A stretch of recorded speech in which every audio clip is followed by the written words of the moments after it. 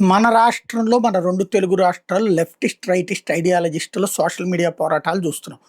Leftist ఐడియాలజీనే ఇప్పుడు కాంగ్రెస్ కూడా తీసుకుంది. వీళ్ళు హిందుత్వ ద్వేషం, హిందుత్వ వ్యతిరేకం, జాతీయవాద వ్యతిరేకం, జాతీయ భావం వ్యతిరేకం, రష్యా, చైనాకు అనుకూలం. అదే సందర్భంలో వాళ్ళ ఇది చైనాకు అనుకూలమైనటువంటి ధోరణితో భారత్‌కి వ్యతిరేకమైనటువంటి వాదనలు వినిపిస్తుంటారు. దాన్ని తప్పుపట్టే జాతీయవాదుల్ని తప్పుపడతారు, వాళ్ళని దూషిస్తారు, ద్వేషిస్తారు. ఇది నడుస్తుంది. ఇది ఇక్కడే కాదు, అంతర్జాతీయంగా జరుగుతుంది. అమెరికాలో ట్రంప్ రైటిస్ట్, అదే సందర్భంలో బైడెన్ లెఫ్టిస్ట్. అట్లాగే ఇటలీలో లెఫ్టిస్ట్ గవర్నమెంట్ని కాదని రైటిస్ట్ అయినటువంటి జార్జియా మెలోనీని ఎన్నుకున్నారు.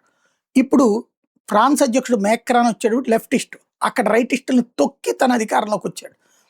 అలాంటి సందర్భంలో అక్కడ ఉన్నటువంటి 23 సంవత్సరాల రైటిస్ట్ యాక్టివిస్ట్ క్వెంటిన్ డెరాన్క్యూని చంపారు. తాజాగా అటాక్ చేసి చంపారు, ఏదైతే లియాన్లో జరిగినటువంటి ప్రొటెస్ట్ సందర్భంగా.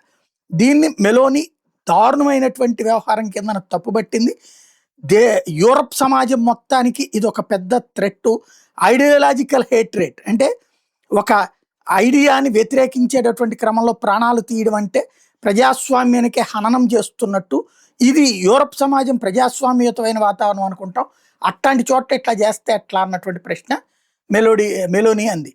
ఈ మెలోని, జార్జియా మెలోని మోడీని బాగా అభిమానిస్తుంది, మోడీని గౌరవిస్తుంది. వీళ్ళిద్దరి పేరు కలిపి మెలోడీ అని కూడా పెట్టింది ఆవిడే. అందుకని భారత్ వచ్చిన సందర్భంలో మేక్రాన్ ప్రత్యేకించి ప్రస్తావించుకొచ్చాడు.